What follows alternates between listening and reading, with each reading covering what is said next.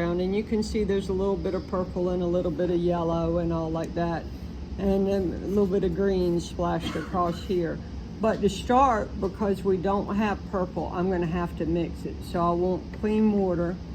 I always tend to put my yellows on this side and my blues to purples on this side, just because it helps me to keep them as clean as possible. And we're looking for tea mixtures, so that's why I'm putting a lot of water in here, but I don't need very much because it's such a small little thing of paper.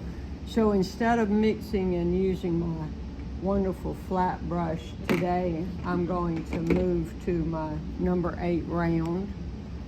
And it, like I said, if you have a filbert or a round instead of a pointed round, it's going to be a little better on here.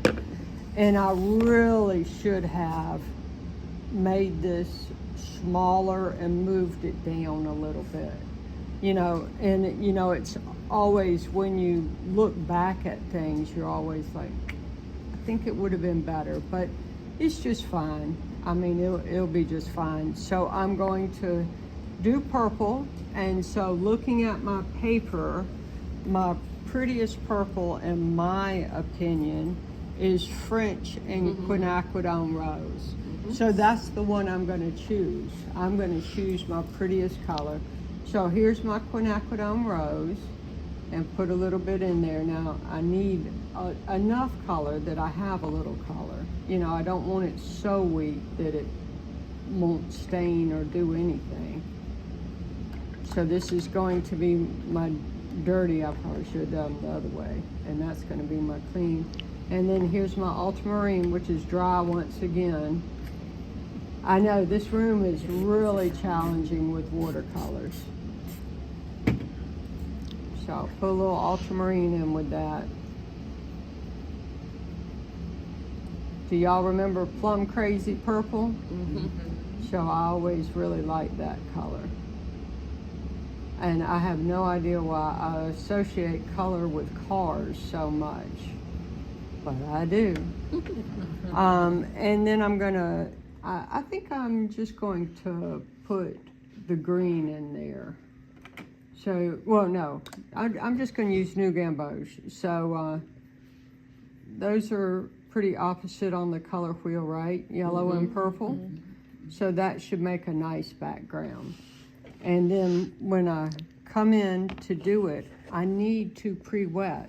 So it's kind of okay if I get some of it into the flowers. It doesn't matter that much. This is not like precision kind of thing. So I'm gonna, it's not the end of my little world. I'm just gonna come around. If I go into the brush is still filthy. So, but it's good so y'all can see the water and where it's going a little bit.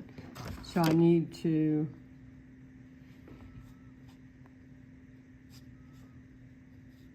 sometimes I'll have to adjust my angle to keep it going where I want it to go. I have to keep my puddles at bay, but like I said, it's not paramount, especially if I do the yellow across the green. That's going to be just fine, but I don't want the yellow across the purple so much.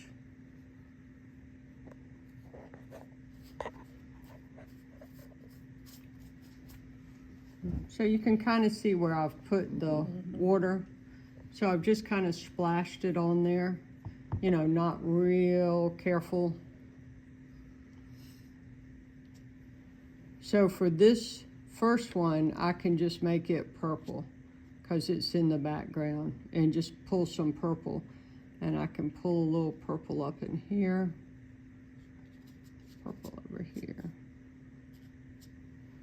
And then come and splash a little yellow in. I tend to like diagonals myself. So diagonals in painting show motion and movement. And if I did this again, I would probably sway my flowers more. I would probably give them more sway. And if I had enough room, I might even twist them in the frame, you know, but I doubt I'll have quite that much room. A little yellow there. Splash of purple.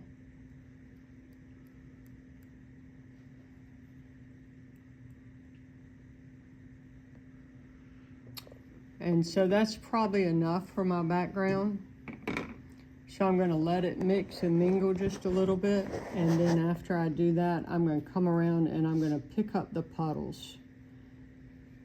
So like I said, it's okay if it comes across, and it's okay if it blooms, because it's one of those kind of paintings, but we are going to want to paint soon. So if y'all go do that, by the time you're done with yours, I'll be ready to go with the paint on this one. Okay? But do get it off your little edges. I'll take a picture of it. Which one? Hold it up, let me get it in the video.